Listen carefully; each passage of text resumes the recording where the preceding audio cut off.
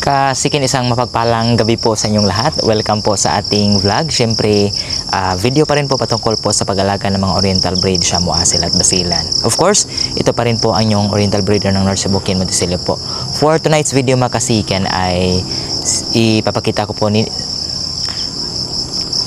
For tonight's video mga kasiken ay ipasisilip ko po sa inyo yung pong kalagayan po ng ating mga inahin, lalo na po yung mga pasiso, sapagkat again sunod-sunod po yung pag-ulan dito, kaya nandito na yung flashlight natin, no, gagamitin natin. Ayan, so mayroong hi mga kasiken, hello, ayan. So, ito yung gagamitin natin. At tamang-tama rin mga kasikin, sapagkat meron tayong mga bagong tandang na tinalian.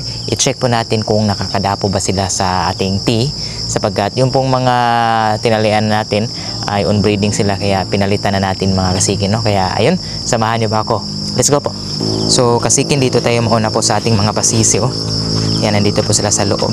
Tingnan lang natin kung okay ba, kasi medyo malaki na sila. Subukan natin tingnan kung dumapo ba yung inahin sa dapuan o nandito lang pa rin ba sa lupa, no? Ayan, so tingnan natin mga kasiken.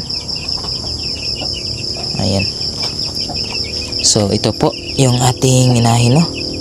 Pasensya po sa shadow mga kasiken, kasi mahirap pong ayan. So ito po yung ating mga alaga. Ayan, nandyan po yung ating mga hini, no? Nauna. Okay, so far goods na po sila mga kasiken. Yan, so far okay naman. So safe na. Sa tingin ko mga kasiken, wala na pong daga dito, sapagkat ayan, hindi na nababawasan yung mga pasiso natin. Dito tayo sa ating native mga kasiken. So far mga kasiken, nandyan nakatago po yung mga sisiw niya, no?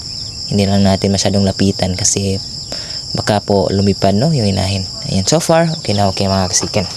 Dito rin mga kasiken, yung atin nga palang mga dumalaga na mga Shamu ay nilipat na natin dito.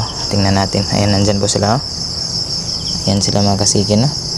Hindi marunong dumapo mga kasiken, kaya nandyan lang sila sa ayan, nandyan lang sa ibaba, no?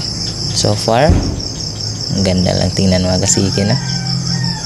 Okay, goods pa rin mga kasiken. At dito yung ating isang inahin, yung ating Asil Blues. Subukan natin tingnan dito kung okay lang ba yung kalagayan. And so ito po yung ating Asil po na Blues, no? So may mga sisiyo na hindi niya na tabunan mga kasiki, no? But so far okay lang din, nandito pa sila sa lupa. Ayan, medyo malaki na mga kasiki, no? Hayaan lang natin sila dyan. Okay, ang gaganda. Dito rin mga kasiken, hindi ko po kayo na-update dito. Tingnan rin natin anong kalagayan. Ayan, so nandito yung ating isang broodcock, no? Ayan, so nandito po si Orpheus.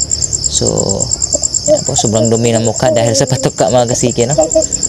At ay nako, naglimlim na pala yung kapares niya mga kasiken, si Khalifa. Ayan, so kukunin natin si Orpheus para maihanda naman at makondisyon na naman natin ulit, no? Parisan natin siya ng iba na naman pong Shamu na inahin. Ayan po si Orpheus. So mga kasiken, ito nga pala yung ating Basilan na inahin, no? Ito po yung nangitlog doon sa ating pugat, but unfortunately lumipat siya dito mga kasiken, kasi inayos natin yung paitlogan doon, at pagkatapos nating inayos, hindi na siya bumalik doon, at dito na siya nangitlog mga kasiken. Ayan. Okay, ano itong nasa ulo niya? Tingnan, meron akong titingnan mga kasikin sa ulo. Baka, may kuto mga kasikin dito. Kunin natin. Ayan. So, mga kasikin, ang main reason natin kung bakit tayo nagko-content ngayon is yun nga, para po mapadapo natin yung mga tandang natin na bagong tali, no? Kasi is there first time po na matalian dito, kaya ayun, si Megatron mga kasikin, no? Ayan, hindi po talaga siya nakadapo. Dito rin si Tibo, padadapuin natin sila mga kasikin, no? At si Bart mga kasikin, good thing nandito si Bart. Ayan, feel na feel yung moment ni Bart, oh. So far okay naman. Yan, so kasikin, atin na pong napadapo sila si Megatron at saka si Tibo, no? Sobrang halaga talaga na nakadapo sila kasi kung sakaling umulan man ay hindi po sila magkakaputi kasi nandun po sila sa kanilang tipi. At so far, goods naman, okay naman yung ating mga pasisiw. So, walang problema. Kaya hopefully mga kasiken, nag-enjoy naman po kayo sa ating video. Kaya again, thank you so much for watching and see you na lang po sa sunod namin mga upload. Si Orpheus po, nandun na rin po sa kulungan na ilipat na po natin. God bless po.